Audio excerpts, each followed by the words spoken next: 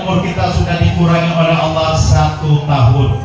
Sekiranya sekarang umur kita 40, ditentukan oleh Allah umur 50 meninggal dunia, berarti kurang 10 tahun. Masih diberi kesempatan. Tapi sekarang umur kita 50, diberi ketentuan oleh Allah 55 harus meninggal, berarti kurang 5 tahun. Tapi oleh karena itu, dengan umur yang kita miliki ini, kita paling bersyukur kepada Allah Subhanahu wa Ta'ala. Bagaimana cara wujud syukur kita kepada Allah? Manakala kalau kita badan sehat walafiat, wujudkan rasa syukur itu dengan sujud dan ruku. Manakala kalau kita memiliki harta, wujudkan rasa syukur itu dengan membagi harta kepada orang-orang yang membutuhkan, sehingga Allah mewajibkan zakat, disunahkan dengan infak dan sedekah. Tetapi kalau kita mengingkari nikmat Allah, nikmat apa itu? Sudah diberi sehat, masih kurang juga. Sudah diberi rezeki, kita pengajian tanggal 19, seragamnya merah muda, seragam harus pakai semua.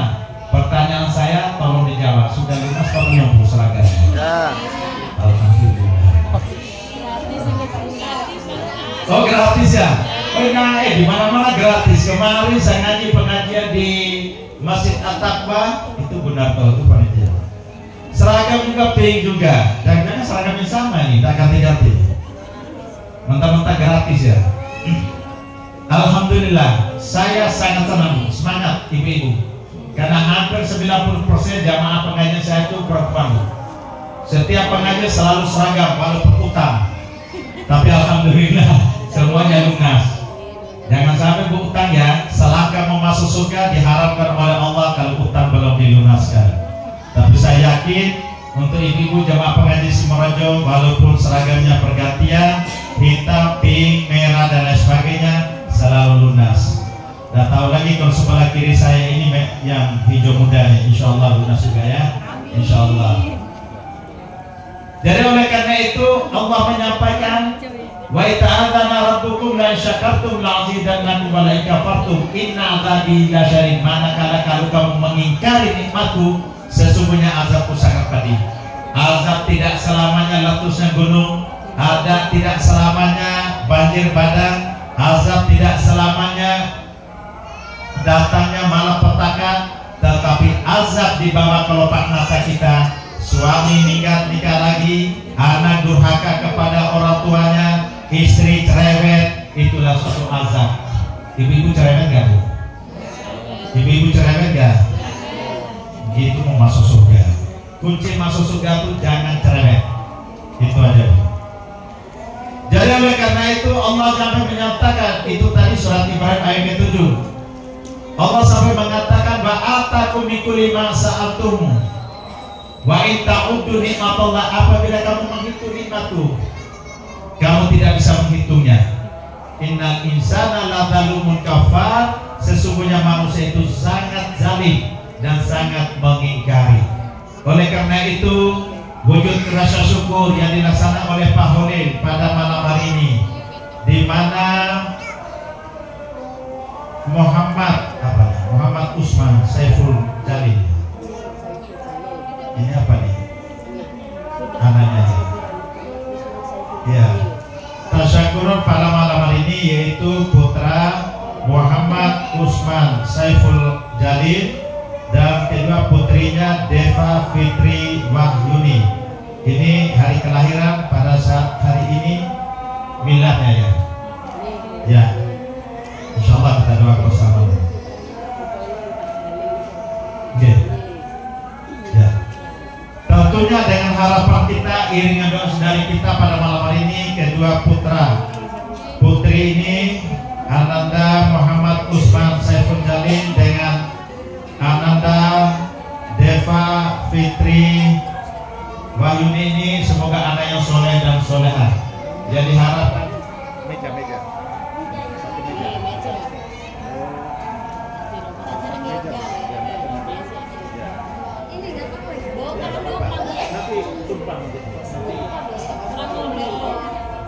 Nah, saya kira tidak ada tumpang, sehingga saya minta meja. Kalau banyak.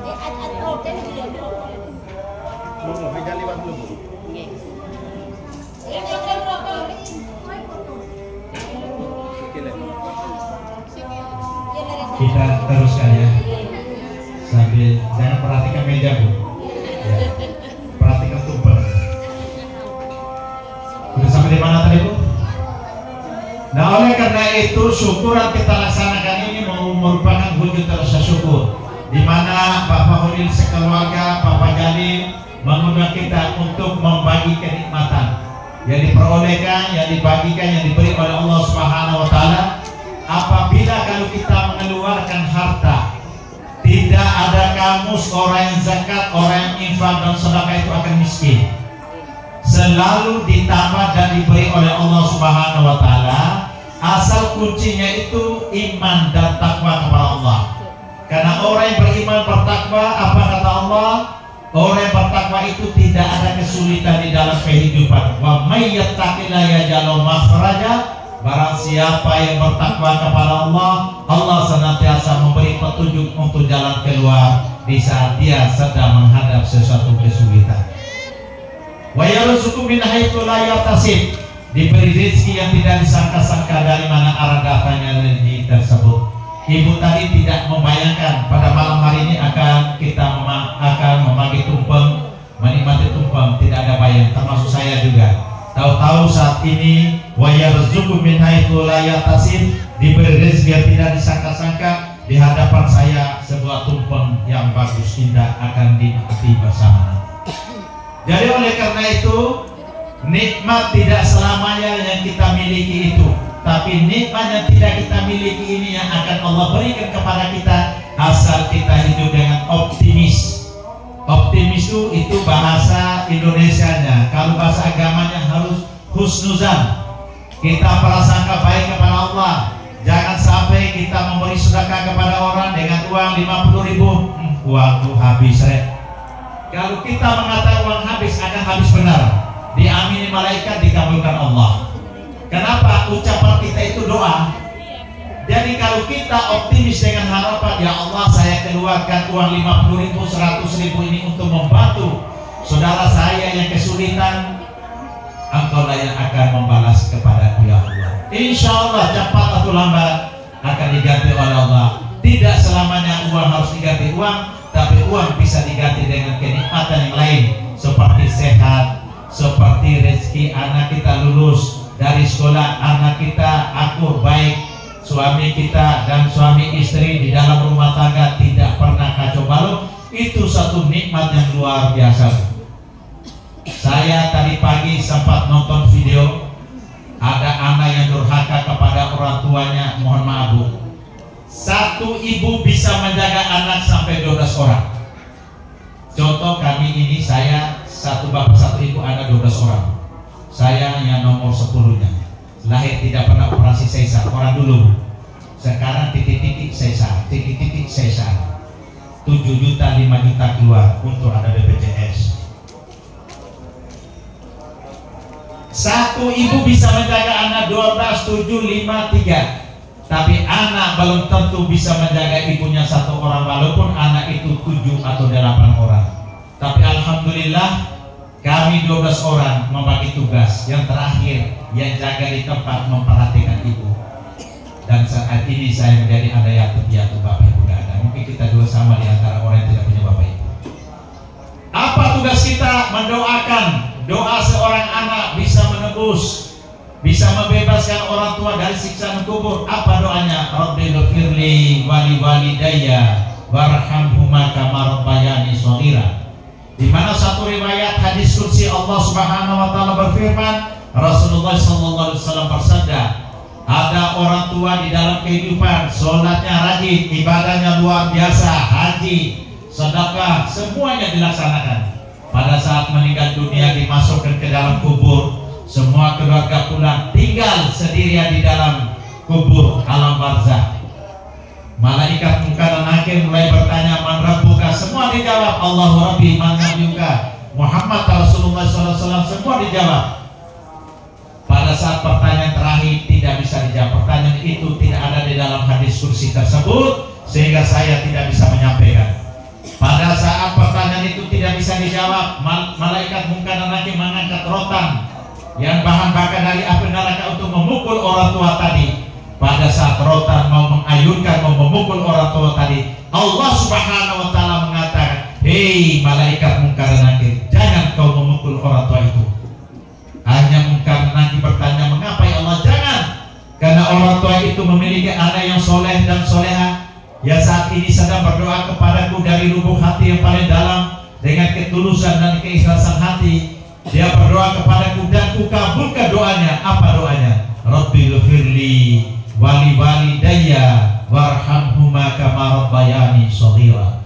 Di saat itulah mungkar dan nakir tidak bisa menyiksa orang tua tadi sepanjang masa. Kalau sekiranya satu hari anak yang soleh dan soleha berdoa kepada Allah dengan doa yang terbaik untuk orang tua, untuk kedua orang tuanya, siksaan kubur orang tua ditiadakan oleh Allah Subhanahu wa Ta'ala. Hadis kursi, firman Allah dan sabda Rasulullah SAW, riwayat Bukhari dan Muslim. Maka oleh karena itu Bapak Ibu, sekarang anak-anak kita selalu mendidik mereka dengan apa? WhatsApp, dengan nonton tontonan yang bagus yang tidak baik, yaitu kita memberi satu alat yang namanya HP itu bisa juga buat jadi racun buat anak kita. Kadang-kadang anak tidak bisa makan, kita kasih HP untuk nonton, itu boleh-boleh saja, hak dan prerogatif ibu. Tapi apakah ibu mampu dan jamin bahwa anak itu akan baik nanti kelak di kemudian hari? Banyak anak-anak sekarang akhlak utamanya yang tidak mampu, yang tidak bisa mengatasi di hadapan orang tuanya. Kadang-kadang orang tuanya memanggil, nah apa sih bu celoto? Benar bu? Pernah dibantah oleh anaknya? Pernah nggak bu? Pada saat kita memanggil anak kita balik bentak kita. Kalau memang itu terjadi, jangan sumpah serapah. Jangan kita mengatakan anak kurang ajar, anak siapa sih, anak setan. Kalau kita mengatakan itu anak setan, berarti bapak dan ibunya setan. Kita harus introspeksi kepada diri kita. Mengapa anak menjadi lawan dengan kita? Pernahkah dahulu kita melawan dengan orang tua kita sehingga kita saat ini dilawan oleh anak-anak kita? Kalau hal itu terjadi bukan hukum karma, tapi kausalitas, sebab akibat. Sebabnya kita pernah melawan dengan orang tua kita, akibatnya saat ini kita dilawan oleh anak kita. Kalau dahulu kita pernah menyakiti hati orang tua kita, sekarang kita disakiti oleh anak kita. Itulah balas dunianya. Jangan kita merosulok atau kita menyesal. Karena akhlakul karimah sekarang hampir, boleh dikatakan hampir tidak ada sama sekali. Sekolah sekarang sudah dipangkas, pelajaran agama sudah dikurangi, bahkan diusulkan untuk dihapus pelajaran agama. Kenapa? Dianggap agama itu membuat anak jadi teroris, membuat anak jadi nakal dan lain sebagainya. Bahkan ada satu oknum pejabat yang terkenal mengusulkan pondok pesantren ditutup saja karena akan menelurkan teroris yang akan datang. Itulah naudzubillah min dzalik. Maka kita sebagai orang tua jangan segan-segan, jangan malu-malu masukkan anak kita di pesantren, masukkan anak kita sekolah-sekolah bernafas agama. Dari anak-anak itu menjadi generasi tauhid, dari anak-anak itu menjadi generasi Qurani. Kitalah yang akan bangga di hadapan Allah manakala kalau anak kita memakaikan mahkota untuk orang tuanya di saat anak kita menghafal Al-Quran 30 juz, bukan juz ke-30. Bu, sekarang budi pekerti hampir tidak ada anak-anak. Kalau dahulu, mohon maaf bu, bapak dan ibu guru baru lihat 7 meter, 5 meter, 10 meter, muridnya sudah berdiri. Untuk apa? Memberi hormat. Assalamualaikum, Pak Guru mau kemana? Bu Guru mau kemana? Tapi sekarang bu, gurunya dianggap CS. Halo bro, mau kemana bro? Guru hanya pegang telinga cewek untuk mengajar sholat duha, sholat duhur. Dianggap itu menyakiti, pulang lapor orang tuanya. Orang tuanya dengan arogan, tidak cross check dulu kepada sekolah, tidak mencari tahu apa kebenarannya, langsung orang tuanya ke Polsek, ke Polrestabes untuk melaporkan peristiwa yang tidak pantas harus dilaporkan. Ada nggak bu? Maka sekian guru, kesian sekali guru-guru tuh mau bertindak salah, tidak bertindak sudah kelebihan. Bahkan sekarang murid melawan guru tidak segan-segan, mengajar berkelahi. Muridnya buka baju, ayo Pak kita berkelahi saja kalau begitu. Maka oleh karena itu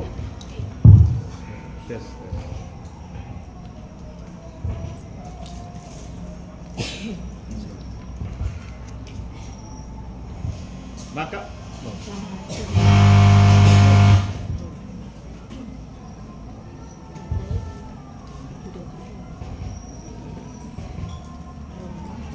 Niki lawan, kata nama-nama. ada nikah dulu.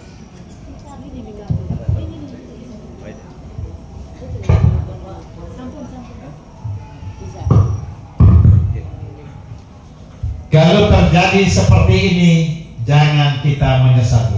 Mari, pendidikan pertama dan utama adalah pendidikan keluarga. Jangan sampai kita orang tua menjadi pesimis. Jangan sampai kita orang tua menyerah. Mengapa kita harus memberi kalimat tauhid terlebih dahulu pada saat anak kita dilahirkan? Pada saat anak kita melahir dari ibunya, dilahirkan oleh ibunya, apa yang harus kita ucap pertama? Kalimat thayyibah, yaitu azan yang harus kita kumandangkan. Kita azan di telinga kanannya, kita qomat di telinga kirinya. Itulah memberi kalimat yang pertama pada anak-anak kita. Tapi bukan itu saja, sebatas itu kita memberi makan dengan makanan yang terbagus, yang baik. Setelah dia bisa makan, bisa mengenal lingkungan, kita memberi pendidikan dengan pendidikan yang bagus. Dan manakala kalau anak kita sudah pendidikan yang baik dan umurnya sudah cukup untuk menikah, kewajiban orang tua yang keempat adalah mengurus anak kita untuk menjadi pernikahan, mencari pasangan yang baik sesuai dengan yang mereka pilih sendiri. Pasangan yang bagus itu yang kita pertama dianjur oleh Allah Subhanahu wa taala melalui Rasulullah. Yang pertama cantik, kedua punya harta, yang ketiga punya keturunan yang bagus, yang keempat agamanya. Tapi yang 1, 2, 3 itu bisa sirna dan punah sudah dimakan umur. Kalau umur 17 tahun, 18 tahun, batas umur 40 tahun masih segar bugar. Tapi kalau sudah umur, mohon maaf, anak-anak di depan kita ini kalau giginya 4, 5 kalau ketawa manis gak Bu? Bu, anak bayi kalau ketawa manis gak? Giginya 2, 3 manis kan? Ayo nenek-nenek kalau giginya tinggal 4, 5 kalau ketawa manis apa medeni Bu? Manis. Inilah contoh yang bagus. Allah membalikkan kita. Makanya dengan berakhirnya 2024 ini, secara matematika umur kita berkurang, tapi hakikatnya umur kita secara matematika itu bertambah, tapi hakikatnya umur kita sudah dikurangi oleh Allah umur 1 tahun. Oleh karena itu, bakat apa yang harus kita menghadap di hadapan Allah Subhanahu wa taala?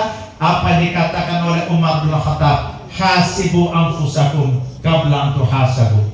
Perhitungilah amal ibadahmu, hisabilah dirimu sebelum engkau dihisab oleh Allah Subhanahu wa taala. Saya yakin ibu-ibu setiap bulan, setiap minggu, setiap pengajian selalu pada saat ceramah ingat kepada Allah Subhanahu wa taala. Tapi hebatnya perempuan, rajin ikut pengajian, rajin juga ngerasa orang. Betul Pak, betul Bu. Insyaallah di sini tidak Bu ya. Insyaallah tidak jauh berbeda. Jadi oleh karena itu kita enak Bu. Kadang-kadang mohon maaf Bu, manusia tidak bisa diukur dengan harta, manusia tidak bisa diukur dengan jabatan. Manusia dinilai oleh Allah itu baik hanya dengan ketakwaan. Manusia dinilai oleh manusia bahwa manusia itu baik adalah dengan akhlakul karimah. Apalah artinya dia seorang tukang jual es dawet, apalah artinya dia seorang jual es teh. Jangan kita menghinakan. Kalau Allah membalikkan telapak tangan, justru kita yang menghinakan orang itu, justru diri kita yang menghina. Kita mengatakan orang itu kafir, sesungguhnya diri kita adalah kafir. Kita mengatakan orang itu goblok, sesungguhnya diri kita adalah goblok. Itulah hadis yang disampaikan oleh Rasulullah. Bagaimana caranya? Allah sudah menyampaikan, la yashar qaumun min qaumin asa ayakunu khairan minhum wala nisa'u min nisa'in asa ayakunna khairan minhunna ila akhir ayat. Al-Quran surat Al-Hujurat surat 49 ayat ke-11. Hai orang-orang beriman, jangan kamu mencela orang lain. Boleh saja orang yang kamu mencela lebih baik daripada kamu. Wahai wanita-wanita, jangan kamu suka mengolok-olok wanita yang lain. Bisa juga wanita yang kamu olok itu lebih baik daripada dengan kamu yang mengolok. Maka oleh karena itu harus introspeksi diri kita. Kadang-kadang kita mengolok orang itu tanpa ada rasa pamrih, tanpa ada rasa kasihan. Sudah tahu orang itu susah, hei kerek mau kemana, hei susah mau kemana, hei miskin mau kemana. Jangan bu. Kalau Allah membalikkan telapak tangan hanya dengan kata sidbin salabin, bukan seperti manusia. Tapi Allah maha adil, Allah maha bijaksana, dan Allah maha mengetahui apa yang pernah kita kerjakan. Oleh karena itu bu, di hadapan kita, anak-anak kita, suami kita, istri kita, sampai Rasulullah mengatakan, khairukum khairukum khairukum khairukum khairukum, sebaik-baik kamu adalah orang yang baik dengan keluarganya. Aku adalah orang yang baik terhadap keluargaku. Maka alat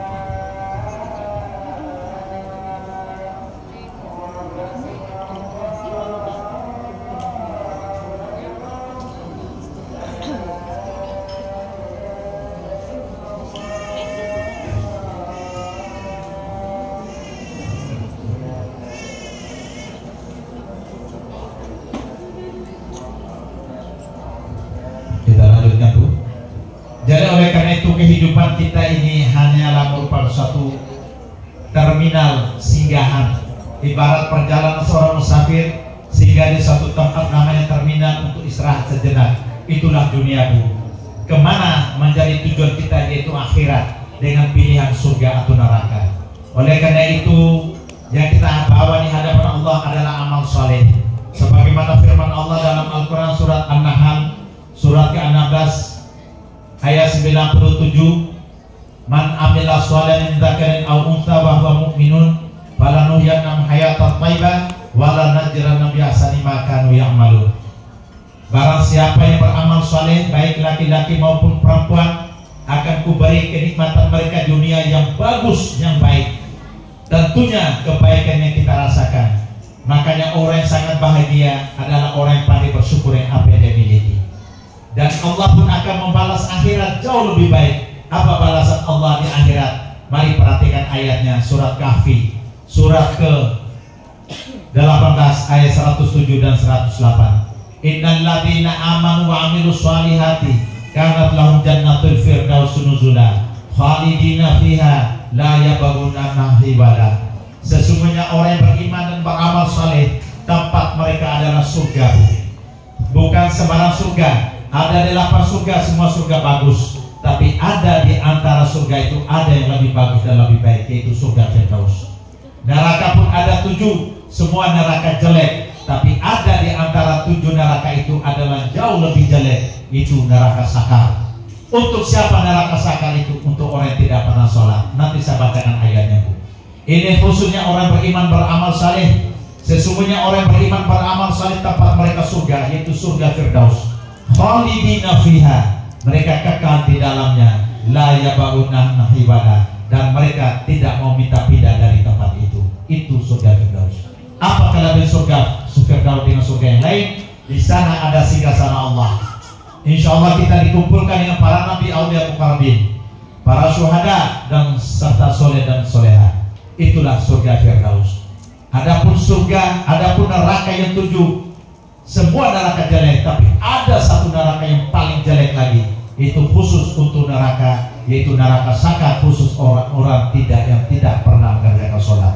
Sebagaimana firman Allah dalam Al-Quran surat Al-Mudaththir surat ke-74 ayat 42, pada saat penghuni neraka dilemparkan ke dalam neraka, penjaga neraka bertanya, ma salakakum fi sakar, apa yang menyebabkan kamu masuk ke neraka sakar ini?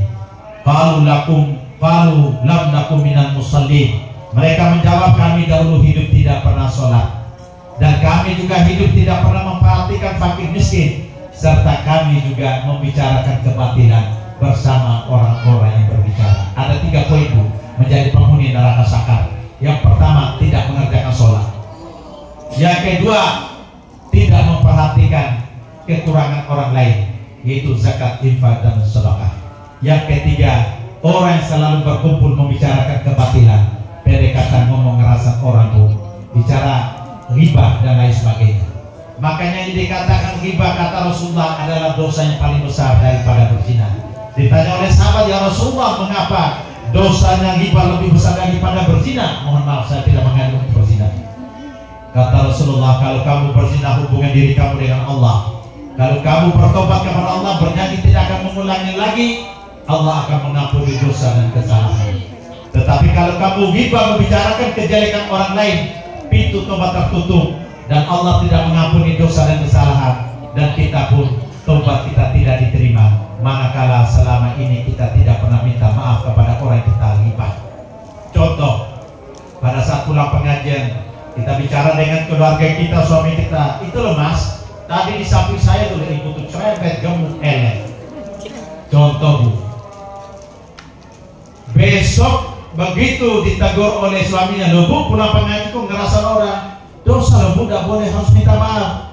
Kebetulan ibu ini ke pasar ketemu dengan orang dia ngerasa, ya tadi malam duduk bersama dia di sampingnya, loh Bu, aku minta maaf Bu ya.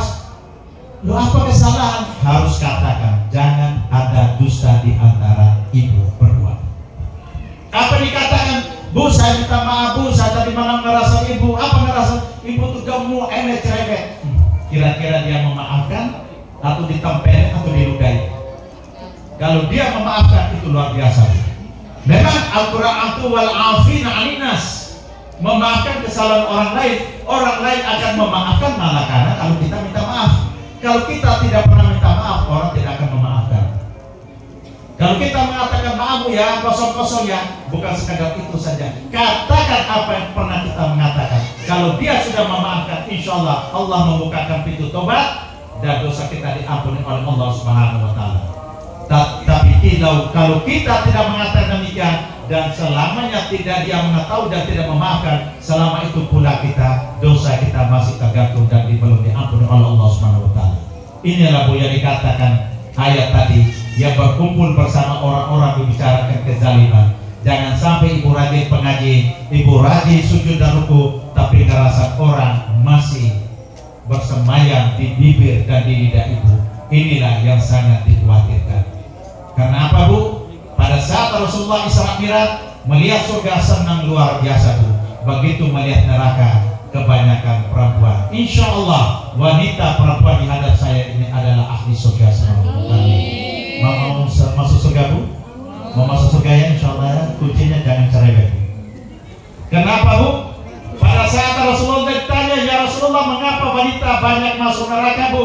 Yang pertama, wanita meninggalkan sholat Bu. Tolong perhatikan Bu, wanita meninggalkan sholat di saat apa? Di saat sebelum dan sesudah menstruasi Bu. Bu, yang masih segar itu yang dikhawatirkan. Kalau yang sudah expired Bu, alias menopause, itu aman-aman saja. Hati-hati yang masih subur. Pada saat Rasulullah ditanya oleh sahabat, ya Rasulullah mengapa wanita lebih banyak di neraka? Pertama, wanita selalu meninggalkan sholat di saat apa? Di saat sebelum dan sesudah menstruasi. Ibu pikir sendiri Bu, karena saya nggak pernah mens. Yang kedua, wanita cerewet dalam tanda petik, yaitu kurang mensyukuri apa yang diberikan oleh Allah kepada suaminya. Di saat mereka minta di suaminya, suami memberi kepada mereka. Di saat itu mereka tidak bersyukur karena kurang. Pertanyaan saya tolong dijawab. Di saat ibu menerima 1 hari 200.000, apa ucapan ibu? Alhamdulillah. Satu ketika suami penghasilan akan berkurang, 1 hari dikasih 10.000, apakah masih alhamdulillah Pak Innalillah? Nah, kalau alhamdulillah terima berangkat ke pasar yang ikhlas, insya Allah Bu, Allah akan ganti rezeki lebih baik lagi. Tapi kalau ibu terima dengan cerewet, mata mendeli, mulut mencucu tubuh, inilah Bu yang dikhawatirkan. Allah menguji kita. Makanya tak bagi resepnya. Ibu terima 10.000, berangkat ke pasar, beli tahu 3.000, beli tempe 2.000, beli lombok 5.000 Bu. Pulang goreng tahu dan tempe, sisa makan, sisa minyak ada, makan nasi ada, ulek lombok yang 5.000 tadi, tarik caro tahu dan tempe dihadap suaminya. Di saat ibu menerima uang 10.000 kecewa dan mata mendeli, pada saat makan suami kita mata mendeli, mulut mencucuk. Oh petis Bu, yo 10.000 minta enak. Itu aja balance-nya. Tidak usah ibu perlu ribut-ribut. Ibu mendeli dengan suami Bu, itu sudah dosa luar biasa. Ibu tadi keluar pamit suami nggak Bu? Amin. Pamit suami nggak? Amin. Salam tangan suami? Cium tangan suami? Lo kecium pipi lebih bagus pakai cium hajar aswad Bu. Pulang dari sini cari pipi suaminya masing-masing. Cek aja. Malam Jumat, apalagi Jumat lagi Bu. Ya. Jadi itu Bu. Jadi oleh karena itu pengajian kita menerima apapun yang kita terima, terutama Al-Quran dan Sunnah, mari kita amalkan Bu. Sedikit kita mengamalkan daripada masuk telinga kanan keluar telinga kiri, tidak ada rasa sama sekali. Oleh karena itu saya mengharapkan dengan sedikit apa yang disampaikan ini, mudah-mudahan dapat manfaat untuk kita semua, umumnya khususnya kepada keluarga yang mewujudkan rasa syukur pada malam hari ini. Mudah-mudahan kedua putra dan putri ini menjadi anak yang soleh dan soleha, dan kita yang hadir di tempat ini juga mudah-mudahan Allah memberi kita keluarga yang bahagia dunia akhirat, anak keturunan kita anak yang soleh dan soleha, suami yang jujur, istri yang jujur, rumah tangga kita cita-cita rumah tangga yang bahagia dunia akhirat akan terwujud dengan baik manakala di dalam rumah tangga itu ada suatu ketentraman, kedamaian, tentunya dihiasi dengan nabiru fi buyutikum bisolati wa qiraatil Qur'an. Sinarilah rumah tanggamu itu dengan sholat dan bacaan Al-Quran. Itulah yang dapat saya sampaikan. Mari kita berdoa kepada Allah Subhanahu wa Ta'ala. Mudah-mudahan hajat yang disampaikan, yang direalisasikan oleh Bapak Haji, Bapak Jalil dan Bapak Holil, mohon maaf Bu Holil, selalu dirahmati oleh Allah, dijadikan hajat yang penuh barakah, diterima oleh Allah Subhanahu wa Ta'ala. Ila hadratin Nabi Mustafa Muhammadin sallallahu alaihi wasallam wa ala hadhihi niyat wa ala kulli niyatin shalih. Al-Fatihah.